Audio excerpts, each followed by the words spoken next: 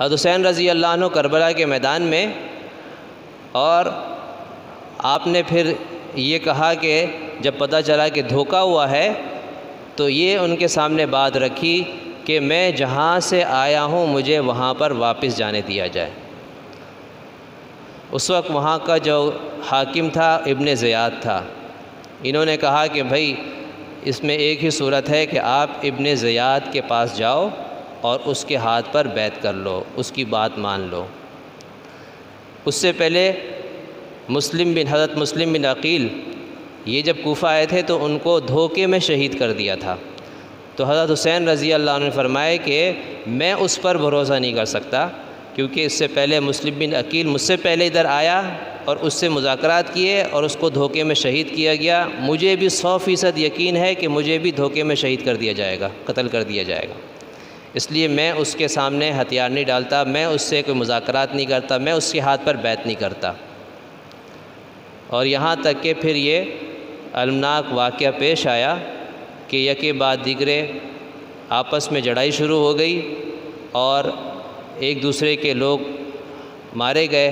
لیکن ظاہری بات ہے کہ یہ تو بہت تھوڑے سے لوگ تھے، ان کے مقابلے پر تو پوری حکومت تھی، اور بے دردی کے ساتھ ان کے ساتھیوں کو شہید کیا۔ کل 72 افراد کربلا کے میدان میں جو حضرت حسین رضی اللہ عنہ کے ساتھیوں میں سے تھے شہید ہوئے، اور ان کے بدِ مقابل جو لوگ تھے ان میں 88 افراد مارے گئے تھے۔ اور سب سے افسوسناک بات یہ تھی کہ دوسری طرف سے بھی وہ لوگ حملہ آور تھے جو اپنے آپ کو مسلمان کہتے تھے۔ آخر کار سب سے آخر میں حضرت حسین رضی اللہ عنہ کو جو ہے وہ انہوں نے حملہ کیا۔ اور عجیب بات یہ تھی کہ ایک آدمی تھا جس کا نام تھا مالک بن نصیر، اس نے تلوار ماری۔ جب سارے ساتھی شہید ہو گئے نا تو اس نے تلوار ماری، حضرت حسین رضی اللہ عنہ کے سر پہ لگی اور وہ زخمی ہو گئے، شدید زخمی۔ یہاں تک کہ ایک اور بدبخت تھا، اس کا نام تھا حسین بن نمیر، اس نے تیر مارا اور آپ کے گال پر آ کر لگا، مزید زخمی ہوئے۔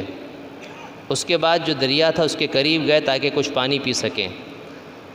اب دوسری طرف سامنے اتنا بڑا لشکر اور یہ اکیلے، جن کے سارے ساتھی، خاندان کے لوگ، اولاد، رشتہ دار سب شہید کر دیے گئے، تو کتنا بڑا صدمہ، اور پھر خود زخمی بھی۔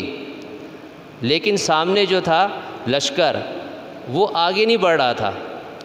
حضرت حسین رضی اللہ عنہ زخموں کی حالت میں، زخمی حالت میں آگے بڑھتے تو وہ لشکر پیچھے کی طرف ہٹتا، جس طرف آگے بڑھتے وہ پیچھے ہٹتا۔ تو ایک عجیب منظر جو لوگوں نے دیکھا کہ ایک زخمی آدمی ہے اور اس کے مقابلے پر سارے مسلح لوگ ہیں، لیکن وہ اس ایک زخمی کے مقابلے پر آتے ہیں تو پیچھے ہٹ جاتے ہیں۔ شمر جو سب سے بڑا ان میں بدبخت تھا، اسی نے سب سے پہلے حملہ کیا تھا اور اسی نے سب سے پہلا تیر چلایا تھا جو قیادت کر رہا تھا۔ اور اس نے پھر کہا کہ ایسا لگتا ہے کہ کوئی شخص بھی وہ حضرت حسین رضی اللہ عنہ کا خون اپنے سر لینا نہیں چاہتا ہے، یعنی کوئی آدمی یہ نہیں چاہتا ہے کہ میں اپنے ہاتھ سے خدا نخواستہ قتل کروں۔ تو اس نے کہا کہ ایسا تو پھر معاملہ نہیں بنے گا، تو اس نے کہا کہ سب لوگ یہ بارگی مکمل طور پہ حملہ کر دیں۔ تو سب لوگوں نے حملہ کیا اور یہاں تک کہ حضرت حسین رضی اللہ عنہ کو شہید کر دیا۔ نبی علیہ الصلوۃ والسلام کے نواسے کو، یعنی سوچنے کی بات یہ ہے کہ کتنا بڑا دل چاہیے اس کے لیے، کتنا بڑا حوصلہ چاہیے اور کتنی بڑی بدبختی ہوگی انسان کے لیے کہ وہ نبی کے نواسے کو شہید کر رہے ہیں۔ اس سے زیادہ سخت دل کسی انسان کا ہو سکتا ہے؟ ذرا سوچنے کی بات یہ ہے۔